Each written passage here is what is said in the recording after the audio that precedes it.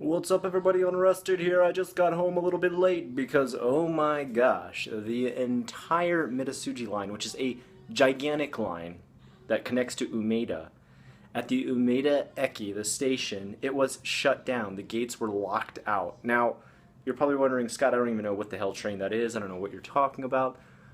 One of the biggest people moving subways in Osaka. We're talking 25 million people a day go through Umeda Station. Now, I'm not saying all of them take Mitsuji Line, but you can imagine at least, what, like a couple million at must. I mean, I don't have any statistics on that, but, you know, I'm crammed in there like a freaking tuna when I go through the Mitsuji Line, so I can only imagine how many people.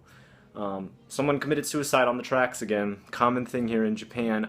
They usually don't choose such a busy line, though, and let me tell you why. When they do, whatever line that you choose to commit suicide on, guess who pays for all the tickets and all the money lost? Your family. Now, I don't know exactly who your immediate family, if you're a married person, does your wife have to pay it? Does your husband have to pay it?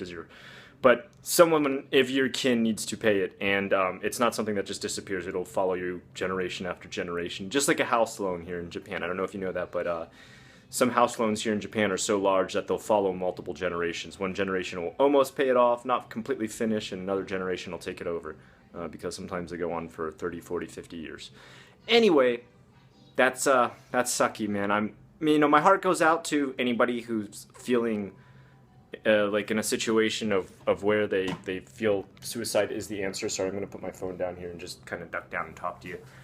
I really, my heart goes out to someone like that. If you've reached that point where you feel like suicide is the right answer, which it never is. I'm not, mocking or downgrading anybody who commits suicide, but I am saying that there's always hope. Please know one thing that's very important to realize if the thoughts of suicide ever do enter your mind is that often, very often, and this has been statistically proven, it is an emotional spike. You have reached the lowest point on a spike in your emotional levels, your depression, your clinical depression, etc. It will pass. It will pass. A lot of those people who get saved suddenly in the middle of trying to commit suicide, you notice they don't go right back out the next second and try to commit it again, do they? They usually go on to live a pretty happy life. Maybe later in life they reach that spike again and commit suicide, which is super sad, but you've never really seen like someone pulled from a bridge at the last moment, push themselves out of the fireman's hand and go run back off and jump again. I mean,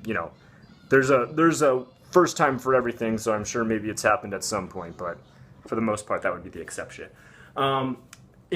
Obviously, once again, I'm not somebody who's certified to give you any kind of advice on depression, suicide, etc., but do know you could at the very least, message my channel and try to talk to me, and, maybe if nothing else, I can give you an ear that will listen. I don't necessarily have any kind of answers for your problems or will solve your life trauma, but I will listen. Until next time, guys, if you have any question about suicides on the train tracks here in Japan, because it is a very common thing that does happen. It is a popular topic that people have talked to me about. I will regard it with the utmost quality and respect that it deserves, because it is a very touchy subject. Nonetheless, it is part of the culture here in Japan and something I will talk about in future episodes or answer questions in the comments below. If you liked what you saw today, like, subscribe, comment. Until next time, I am Unrested.